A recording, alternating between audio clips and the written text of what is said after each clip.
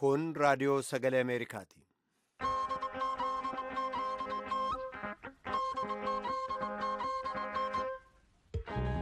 Raadiyoon sagalee Ameerikaa wixataa qabee haga Jimaataatti galgala keessaa saalamaan walakkaa jalqabee haga sa'a sadiitti meetir baandii 1925 irratti Waashingtan DC irraa kan dabarsu sagantaa afaan Oromoo amma jalqaba.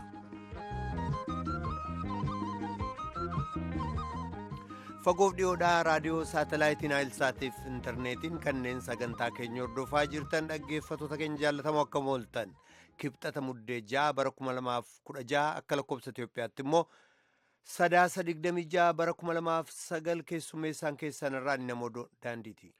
Babaroota olee galchuun isaan nagaa ansoraala keettaadha oduu har'aa sanitti immoo oduu har'a qabnu keessa biyyoota Afrikaa gama kibbaa keessa nam miliyoon 13 fi 18,000tti afaan beelaa jal jira. Mootummaan pirezidaantii haaraa Ameerikaa kaabinee filatee qixeeffachuu jira. Hoogganoonni dhaabbata siyaasaa fi miseensonni paarlaamaa duraanii hidhamuun Dooktar Mararaa Guddinaa furmaata siyaasaa karaa nagaa argamuu malee irratti dhiibbaa qabata jechuudhaan yaada isaanii ibsanii jiru. Oduudhaa booda bal'inaan itti deebina. Gaazexeessonni koorporeeshinii tamsaasaa faana kutaa afaan Oromoo keessaa hojjetaa turan jijjiirraa hojii akka malee nurratti raawwatame falmachuu keenyaaf hojiirraa ari'atamne jedhu deebii hoogganaan kutaa sanaa kennan daballee gara xumura sagantaa keenyaatti dhiyeessina. Waan maraafuu haga xumura sagantaa keenyaatti nu waliin turaa jenna dhaggeeffattoota keenya amma balleessa oduutiif sora.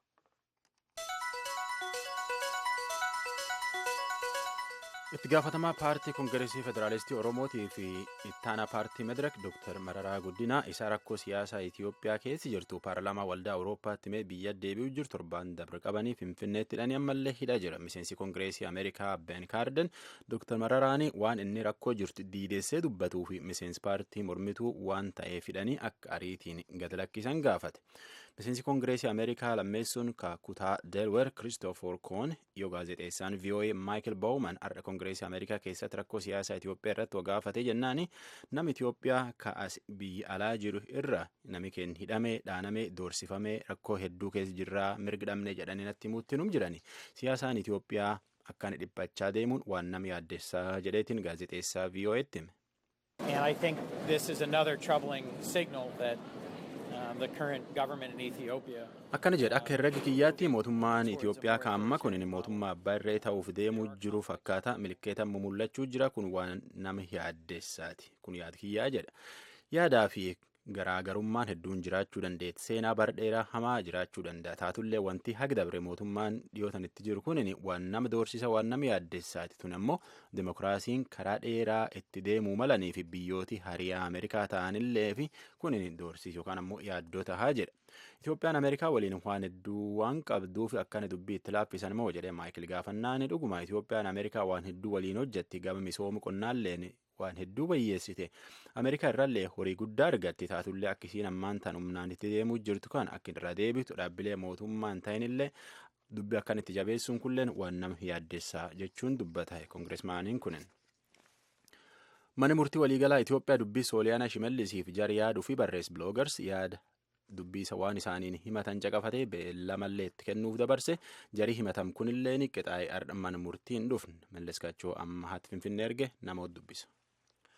Akka lakkoofsa Itoophiyaatti Sadaasa 6 bara 2009 manni murtii biloogaroota yookaan immoo barreessitoota intarneetii irraa sanaaf abbaa alangaa gidduu walfalmii jiru laalchisuudhaan ka galmee qorataa jiru ta'uu beeksisee arratti beellama kennee ture. Arras galmee sana akka qorataa jiru akka hin xumuriin beeksisuudhaan murtii kennuudhaaf beellama kabiraa muddee 21 bara 2009tti qabee jira.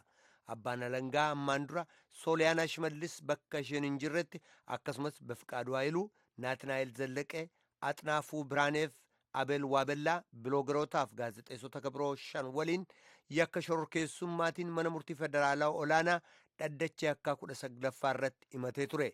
Dhimmisaa mana murtii kanaan utuu ilaalamaa jiruu dhimmii himatamtoota 5 jechuun himannaan Maahilet Faantaahun, Asmaamaw Haayile Giyoorgis, Edoon Kaasa'ee, Zalaalem Kibretiif, Tasfaalem Waldayyees irratti dhiyaate akka addaan citu taasisame mana hidhaatti gallakkisamanii turan. Kanneen hafan 5 immoo ka falmataa turan yoo ta'u isaan keessaa tokko Befqaaduu Haayiluu keeyyanni inni durattiin himatame jijjiirame akka ofirraa falmatu itti murtaa'e kanneen biroo 4 Sooliyaanaa Shimallis, Naatinaayil Fallaqee, Axnaafuu Biraaneef, Abeel Waabellaa utoo ofirraa ittisuu isaan hin barbaachisin akka walabaa gadlakkisaman taasisamee ture. Abbaan Alangaa murtii kanatti mufachuudhaan mana murtii federaalaa dhaddacha oliyyannaa dhaggeeffataa kanaa ta'etti iyyatee jira. Arras himatamtoonni deebii kennan innaa dhiyaatan obbo Bafqaaduu Ayiluu akka hin dhiyaatin beekamee jira. Maaliif akka hin dhiyaatin hafe manni murtii abukaatoo isaa obbo Amhaa Makonnin gaafatee deebiin kennan manni murtii akka poolisiin obbo Bafqaaduu dhiyeessu ajaja kenneyyuu obbo Bafqaaduun bakka itti hidhamee jira jedhame Awaash Arbaarraa akka hin fidamiin deebii kennuudhaan ibsanii jiru. Obbo Bafqaaduu Ayiluu VOA'f gaaffii deebii kennite jedhamuudhaan seera labsii yeroo hatattamaan hidhamuun isaanii ni yaadatamaa jira. Gabaasaan keenya Mallaskaachommaa. Biyyoota Afrikaa gama kibbaa keessa nam miliyoona 13 fi 1800 afaan beelaa jal jira. Akka itti gaafatamaan qarqaarsa naannoo sun Tiimoo Pakaale jedhutti jijjiirami qilleensa elniinoon naannoo tana bokkaa dhowweetiin guddoo rakkise. Bokkaan ammaan tan eegatanilleen jisadiin duubatti rooba jisadeen kan keessatti nami guddoo beela'uu danda'a. Bokkaan jiraachuu dhabuu qofaa miti midhaanii fi wanni hedduun waan qaaloftee fi biyyoota Afrikaa gama kibbaa tuniin rakkinna jajjabaa keessi jirti.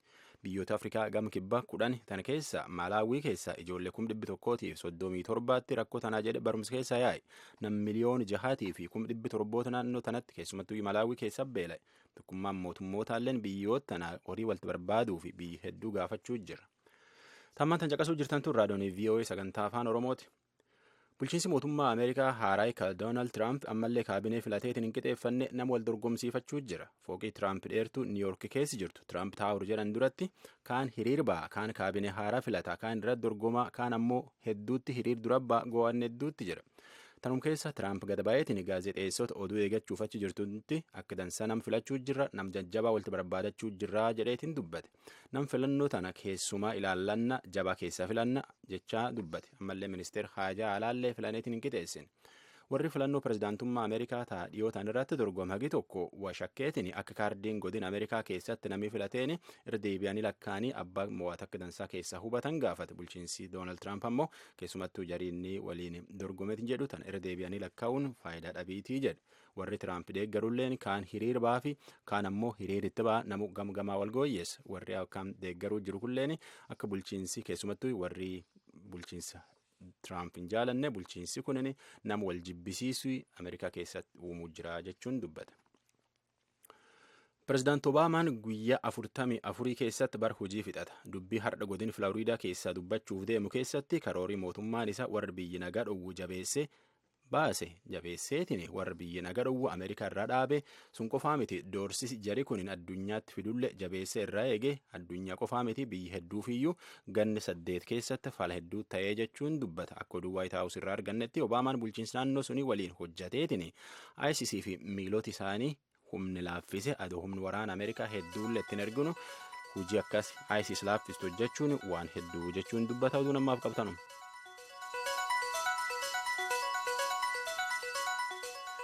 Karagaa jirtan as Waashingtan DC irraa ka dabru raadiyoo sagalee Ameerikaa sagantaa afaan Oromooti.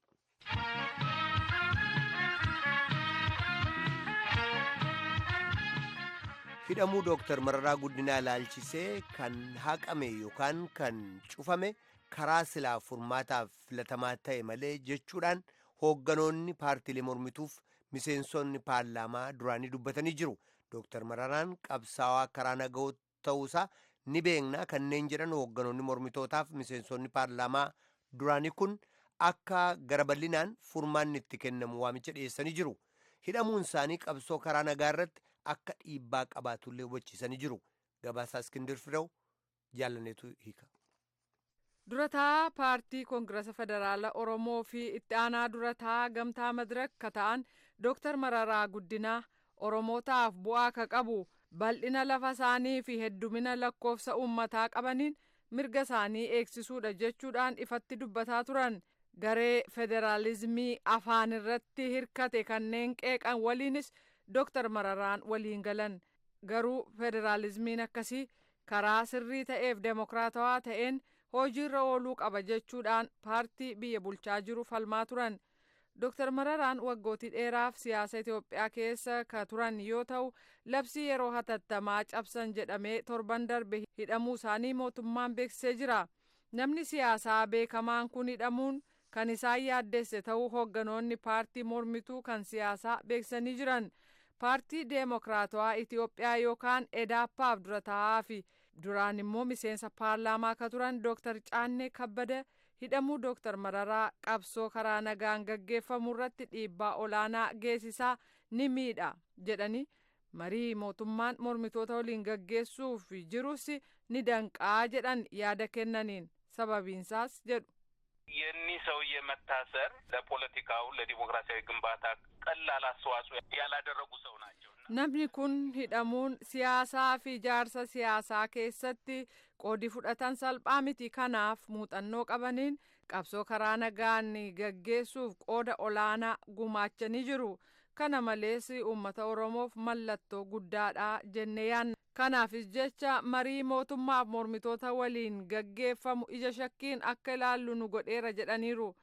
Jaarmiyaa tokkummaa guutummaa Itoophiyaa yookaan Ma'iyaadiif pireezidaantii kataan Dr. Bazaabbii Damissee gama isaaniin yaada kennaniin mootummaan dhimma kanaaf ilaalcha ga'aa kennuu qaba. Sababiinsaas Dr. Mararaan walgahii sanarratti kan argaman qaamota mootummaan Itoophiyaa shororkeessota ittiin jedhu sanaan affeeramanii miti jedhani. የጋበዛቸው የአውሮፓ ፓርላማ ነው። አሁን ሆነ የተባለውን kan isaan affeere paarlaamaa Awurooppaati. waan amma ta'e jedhame kana mootummaan gara bal'inaan dhimma kana obsaan ilaalee xumura akka itti kennu hubachiisuun fedhaa jedhan. sababiinsaas Dr. Mararaan shororkeessummaa sadarkaa olaanaatti kan morman qabsoo karaa nagaa gaggeeffamutti nama amanan ta'uu nan beekaa jedhan. Kanaafis bilisummaa dhuunfaan qaban akka kabajamuufis hawwii kooti jedhu. Miseensa paarlaamaa duraanii fi paarlaamaa Paan Afrikaaf ittaanaa pireezidaantii kabajaa akka ta'an Dr. Ashabir Walda Giyoorgis namni kun qabsaa'aa karaa nagaati. Kanaaf haalli gamlameen gidduu jiru ilaalamee furmaata gama siyaasaa barbaadamuufii qabaa jechuun hubachiisan. የኢትዮጵያ ሕዝብ ብቻ ሳይሆን የኢትዮጵያ መንግስትን በጣም የሚያከብራቸው ሰው ናቸው። በቅርቡ እንኳን በአንድ ስብሰባ ላይ uummata qofatu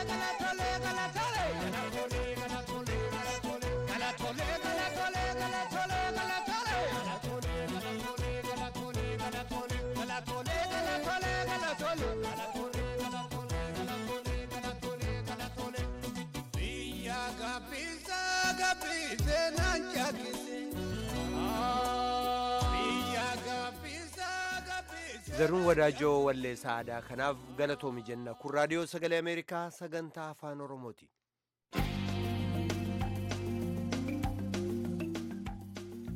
Faana Broadcasting Corporation raadiyoo kutaa afaan Oromoo keessaa kanneen hojjetan gaazexeessonni 3 dhiyeenya kana iddoo hojjennurraa gara kutaa biyyaatti jijjiiramuun keenya gochaa seera qabeessa hin ta'in jechuudhaan falmachuu keenyaaf hojiirraa ari'atamne jechuudhaan himataa jiru. Kana laalchisuudhaan Faana Broadcasting Corporation Daayireektara kutaa afaan Oromoo ka ta'an obbo Biraanuu Hurrisaas deebii kennanii jiru. Tigistituu dhiyeessaa kunooti. Gaazexeessituu Tsahaay Daamxoo, gaazexeessaa Muktaar Jamaalii fi gaazexeessaa Taaddasaa Tarrafaa Faana Broadcasting Corporateedha waajjira muummee Finfinneetti argamutti hojjechaa turan. Dhiyeenya kana xalayaan jijjiirraa isaan hin mariisisne itti gaafatamtoota dhaabichaa olaanoo irraa isaan gahu himan. Haa ta'u malee hojjettoonni sadeen kun jijjiirraa kana fudhanne. Maaliif laata? Dura gaazexeessaa Muktaar Jamaal. Dhuma bara 2002 irraa eegaleetiniin yani Faana Broadcasting Corporate gaazexeessummaadhaan qaxarameetiniin kan hojjetaatiniin ture. Haaluma kana keessaa hojii gaafa hojjetullee akka hojjetaa tokkootti galateeffamee malee nattis beekamamee abaaramees hin beeku. Madaallii waggaa gaafa madaalamnellee an akka nama tokkootitti kutaa keessaa madaallii waggaa guutuu aadhaan gamaggamamee adda dureetti gamaggamameetiin hin bahe. Achi booda haala madaallii saniitiin jijjiiramoota sadiitu ture. Guddinoota garaagaraa jechaadha. Isa kana ganna keessaa hojjetaa guutuudhaa gaafa kennamu osoo nuun kennamin hafee achi keessaa nama tokko ture. Wanni kun maaliif nuu kennamuu didee jenneetiniin gaafannee xalayaallee nuun kennamne. Hagayya 12 bara 2008 lakkoofsa Itoophiyaatiin xalayaa barreeffameetiniin jedheen gama FMI taanaa Jimmaatitti akka jijjiiramtan boordiin murteesseera waan jedhu wayiidha kan nutti himani. Maaliif murteesse akkamitti murteesse isa kana xalayaadhaan nutti kennitan malee nun mariisifne maal jechuudha wanti kunii. Dimooshinidha moo yookaan immoo guddinaan deemaa jirra moo achirratti illee wanti tokko mindaadhuma qabattanii akka deemtan jedhame. Xalayaan eenyurraa isinii dhufe? Xalayaa geggeessaa ol aanaa dhaabbatichaatu mallatteesseetiniin nuu kenname. Xalayaa mallatteeffamee nuu kenname kuni garuu yaanni isaa akka nuti jijjiiramnu kutaa afaan Oromoo irraa madduu isaati. Daayirektarrii kutaa afaan Oromoo kan nutti himu amma. Walga'ii waliigalaa kutaan afaan Oromoo taa'e irratti ijoolleen kun rakkoo ilaalchaa qabu. Waan ta'eef ilaalcha kanaan kutaa kana keessatti akka itti fufan hin barbaadamu. Kuni murtii kiyyaa jedhe geggeessaan kutaa Biraanuu Hirrisaa namni jedhamu. Amii miti kutaa guutuu keessatti jedhe. Daayirektariin damee afaan Oromoo obbo Biraanuun kana yeroo isinitti himu xalayaan erga isinii kennamee jijjiiramuu keessan dhageechanii moo san dura akka itti gaafatamaa keessanitti wanni mari'attan ilaalcha keessan irrattis ta'ee waan rakkoo jira jedhame kana wanni isaan sin dubbisan duraan jira ture? Asii walqabatees wanti tokkollee hin jiru. Wannumti ilaalcha jedhamullee jalqabuma nuti akka gaazexeessaatitti deeggaraas miti mormaas miti. Gaazexeessituu Tsahaay Daamxoo immoo bara 2000 akka lakkoofsa Habashaatti Faanaa Biroodkaastiin Korporeetitti qaxaramte. Gara waggaa 8 achuma waajjira muummee Finfinnee jiru hojjechaa turuu ishii dubbatti. Tsahaayis jijjiirran kun hanseera dhaabbatichaa hordofee mitii jetti. Namni tokko yeroo tokko kee gara iddoo tokko deemu fiildiima deemu fiildiitti marii sana yeroo hojii dirreessi ergu editara keejji mari'atte maal fiduu akka deemtullee mari'atte garuu kuni wanni isaa itti jijjiiran hin beekan. Xalamadhanii xalaamatu jimmaa deemteetta jimmaatti jijjiiramteetta jedhanii kennanii daa'ima kodhiisas deemuu danda'u gara mana murtii deeman ture. Obbo Biraanuu Hirrisaa Faanaa Biroodkaastiin Korporeetitti daayirektarii kutaa afaan Oromooti. Waa'ee jijjiirraa hojjettoota kanaa laalchisee dubbiseen ture waa'een jijjiirraa waan na laallatu miti jechuudhaan jalqaban. Gaggeessitoonni buufata raadiyoo Faanaa Biroodkaastiin Korporeet kanarratti deebii kennuu danda'u. Ani dhimmi kun nan ilaallatu. Isaan garuu obbo Biraanuu Hirrisaatu walgahii irratti ilaalcha addaa waan qabdaniif anatti itti gaafatama waan ta'e kanaa jedhaniiru jedhan. Lakki sooba kun haalli hojiirraa ittiin ari'aman hin turre. Boodarra xalayaan erga kennamee fi booda achi akka hojjetaniif yoo dhaabbata tokko waan ta'eef jechaadha. Isaan garuu achi deemuu waan hin barbaanneef gara dhaabbaticha himachuutti deemanii kana kan hin beekan. Garuu isin akka hoogganaatti hojjettoota keessaa waan ta'eef kun warra muuxannoo qaban Finfinneetti waggaa baay'ee hojjetan madaalli adda addaatiin arganne faa jedhan Muktaarii fi Taaddasaanii. Kanaaf piroomooshinii yookaan immoo guddina adda addaa eegne malee achi jireenya irraa buqqaanee deemuun barbaanne jedhan. Waan akkanaan godhamaa duraan isin akkamitti ilaaltan? Tole anis hojjetuma dhaaba kanaati akkuma isaanii kan hin beeku dhaabbanni kun hojjetaasaa bakka barbaadetti ramadee hojjechiisuudhaaf mirga guutuu akka qabu yoo mindeeffamnu beekna isaanis kana beeku. Kanaaf bakka ramadamanitti deemanii hojjechuun isaan irraa kan eegamu ture garuu isaan san hin goone. Anis oduu ramadamee akkasuman godha. Bakka ramadametti dhaqeen tajaajila malee diddaa agarsiisu jechaadha yoon fedhii qabaadhe. Egaa isaan akka jedhan Finfinnee keessa turreerraa maatii qabnaa keessumattuu adda Tsahaay daa'ima xinnoo qabdii dhiistee deemuun hin ulfaataa jijjiiran kun immoo silaa ta'uu malee hojjettoota kaan Jimmaayyuu gara Finfinnee warri jijjiirame jiranii namni achitti barbaadamee odoo hin ta'in kuni ilaalchan jedhameetiin immoo ilaalcha addaa wanni qabnu sun jiru hojii keenya irratti badaan hojjenne hin jiru jedhan. Xalayaan garagalchisaa ana biras ga'eera argeera nan beeka. Sababa ilaalchaatiin iddoo kanatti ramadamtanii wanni jedhu hin jiru xalayaa isaaniif kennamerra. Xalayaarra hin jiru garuu obbo Biraanuun afaan isaaniitiin jedhaniiru walga'ii irratti waayiloonni keenya wajjin hojjennu bakka jiranitti anatti itti gaafatama jedhaniiru jedhan. Sooba kun ani hin jenne akkas. Inni soobu maqaa gurraachisaa jiru. Egaan akkuma obbo Biraanuun jedhan Faanaa Biroodkaastiin Korporeetiin hojjettoota damee tokko gara damee biraatti jijjiiruudha mirga akka qabu hojjettoonnis erga beekanii gaazexeessonni kun maaliif morman laata? Gaazexeessaa Muktaar Jamaal jijjiirran kun tooftaadha jedha. Dhugaadha seerri hojjetaa fi hojjisiisaallee sababa jijjiirraa lafa kaa'a. Sababa jijjiirraa haala hojii mijeessuudhaaf dhaabbanni tokko dameelee qaburratti jijjiiruudhaan mirga qaba. Garuu haala kanaan gaafa ta'u sababoota jijjiirraa achi sababa qabaachuudha qabaata. Ari'uudhumaaf gaafa kutatanidha waan kana kan godhan. Gaazexeessituu Tsahaay Daamxoos karaa isheetiin kallattiidhaan nu ari'uurra deemii yootii ta'e deemtaa fi saantiin akka waan jedhu wayira malee humna namaa hedduun ta'e miti. Asallata fakkeenyaaf iddoo adda seenii jijjiirame jira maatiin keenya achi dhaadhanii kadhachaa turan. Gaazexeessonni biraa kan kadhachaa turan ijoollee nama. Garuu jara erguun barbaanne siruma nu ari'uu barbaadaniiti jijjiirraa sana immoo akka inni seeraa malatee immoo mana murtii dhaqeedhaan iyyaanne isaan. Gaazexeessitoonni sadeen faanaa biroodkaastingii hojjechaa turan anamma hojiirra hin jirre kun maaliif dhaabbatichi isaan ari'uu barbaade jedhanii yaadan laata? Isaan keessaa tokko kan ta'e gaazexeessaa Taaddasaa Tarrafaa gaafii mirgaa uummanni Oromoo biyya keessatti kaasaa jiru walqabsiisee hojii gaazexeessummaa keessas rakkootu jira jechuudhaan ibsa. Dhaabbatichi mirga gaazexeessummaa yookiin ogummaa gaazexeessummaa ifaaf ogummaa baratte sana haalaan gartee uummataa taatee akka hojjettuuf dhibbaan dhibbatti gaansii kenname hin jiru jechuudha. Daangaa inni kaawwate sana keessaa bahuu hin dandeessu jechuudha. Dhaabbatichi maaliif akka hundaa'enis hin beekna waan ta'eef akka dhuunfaa kootti nan beeka eenyumtuu hin beeka. Waltajjii gama mootummaan hanqina hojimaata sana keessatti argee waltajjii tokko irratti waamichi nu taasifamee dhaqnee hirmaannee gaafa finnee dhufnu kallattii kanaan malee kallattii kanaan miti jedhamta. Kallattiin biraasii kenname jechuudha. Ati produce gaafa gootu ammas kallattiin biraa editaraasii kenname jechuudha. Fedhiin uummataa cabee kaayyoon dhaabbatichaa sun galma ga'uu barbaadu waan ta'eef jarri gaazexeessaan mana sana jiru kana beekeetu hojjeta jechuudha. Akkuma biyyaatti yoo kaasne dhiibbaa garaagaraatu jira waan ta'eef haalli qabatamaa biyya keenya keessa jiru keessaayyuu dhimma uummata Oromoo wajjin wal qabatu maalinni mirga dubbachuu yaada isaa ibsachuu qaba jedhama kun haalaan bareedee heera biyyattiirra taa'eetu kan inni jiru. Wanti qabatamaa biyyattii keessatti ta'u garuu sirraa fudhatama mirgi sun deebi'ee jechuudha. Uummanni Oromoo yeroo ammaa kana gaaffii mirgaa isaati kan inni gaafataa jiru kun biyyattii keessatti haalaan kan dhorkamaa jiru akka ta'edha. Kanaaf ani gaazexeessaa ta'ee chaaleenjii jiru haala qabatamaa biyyattii keessa jiru hanga tokko hubachuu nan danda'a. Tole egaa kana kaastee dhimmi keessan Taaddasaa kanaan wal qabataa? Gaaffii uummata Oromoo wajjiniin akkaataa inni haala biyya keessa jiru deemaa jiru gabaastanii wal qabataa amma tokko? Kan nuti hanga nu danda'ametti gaaffii uummatichirraa ka'u deebisuudhaaf carraaqqii nuti taasisirraa kan ka'edha jechuudha.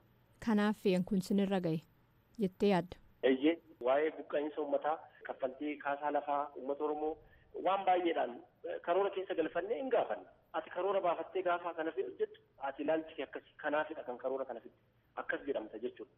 Silaa nuti gaazexeessoon rakkoo hidhaa ajjechaa waan baay'ee Oromoo irra taa'u akka biyyattiitti qaqqabaa jiru kana maafidhama namni tokko jettee nama gaafachuu danda'u qabdu silaa gaazexeessaan garuu hin jiru waan akkanaa biyyattii keessa. Sababni jijjiirraa maal akka ta'e gaafannus dhaabichi deebinuu kennuu dinnaan dhimma keenya gara mana murtii geessinee an jedhan gaazexeessitoonni sadeen kun erga dhimma isaanii mana murtii geessanii achi waan ta'e immoo hannaa ibsee gaazexeessaa Taaddasaa Tarrafaati. Sababa jijjiirraa gaafanneeni sababni isaa maali jijjiiramuus yoo ta'e nutti himamuu gaaffii jedhu gaafanne itti aanaan hoogganaa dhaabbatichaa obbo Buruk Kabbaree kan jedhamu afaaniin sin dubbisu barreeffamaan fidaanuun jedhe barreeffamaanis galchinee deebiin garuu nuuf hin kennamne kanaafiyyuu mana murtii dhaquu qabna jennee manni murtii jalaa dhimmicha fuudheetu hanga dhimmichi murtii argatutti xalayaan guyyaa akkasii jijjiirraa hojjettoota irratti raawwattan dhorkamee haa turu kan jedhu xalayaan nu barreessanii dhorka sana baasee mana hojii keenyaatti deebinee yoo gaafannu hojiitti nu deebisaa yoo jennu hin deebisnu jedhanii nu keessummeessuu didanii iyyata wayii iyyatanii dhorkicha nurraa kaasanii ol iyyata mana murtii olaanaatti gaafannee nu qulqullaa'uu qaba mirgi keenya nuuf eeggamuu qaba jennee sababa gahaa osoo qabnu sababni nuti dhiyeessine fudhatama osoo qabaatu manni murtii jalaa dura ofuma isaa dhorka nuu kennee amma deebisee nurraa kaasee jennee ol iyyata mana murtii olaanaa dhaqnee iyyannee ammas deebisee manni murtii olaanaa kun hanga qulqullaa'utti alaan gaafa akkasii barraa'e iddoo jirutti haa dhorkamu kan jedhu lammaffaa immoo dhorkisiin manni murtii jalaa kaase sun kufaa ta'eera jedhee mana murtiittis beeksisee dhaabbata faanaa biroodkaastiin korporeetiif immoo dhimma kanarratti deebii akka kennan xalayaa waamichaa dhaabbatichaaf barreesse jechuudha manni murtii olaanaa. Sana booddee ammas dhorka sana fuunee gaafatti kenninu hojiitti nu deebisuu dide kan mana murtii olaanaas gaafatti geessinu jechuudha. haa ta'uuti manni murtii beellama qabate gidduutti jaras waame hojjetoonni kun hojiitti adeemuu kan jedhu mana murtiittis isa godaas beeksisee jira dhaabbatichas beeksisee jira manni murtii olaanaa kana gidduutti manni murtii otoo isa beeksisee jiru xalaa hojiirraa gaggeeffamtaniitu kan jedhu guyyaa shallakkaa'ee nuti dhorka mana murtii keessa jirra jechuudha guyyaa shallakkaa'ee 12 kaastanii hanga 17tti onkololeessa jechuudha hin jirtani an jedhu xalaa sana barreessee gaafa 17 kaase jechuudha nuti immoo mana murtiitti kan oliyyata sana geeffanne gaafa 8ti mana murtii olaanaatti jechuudha waamicha mana murtii olaanaa gaafa 9 geessine nuti onkololeessa 12 beeksisan irratti baasan jechuudha. Sababni isaa nuti hojii dhaquun barbaachisaa miti iddoo jirutti akka dhaabbatudha. Xalaan manni murtii olaanaa nu barreesse waan ta'eef hojiitti akka asitti nu deebisuudha. Hamma qulqullaa'utti waan jedheef asittis deebinee ammas gaafa gaafannu waardiyyootaan mooraa sana akka hin seenne nu taasise jechuudha.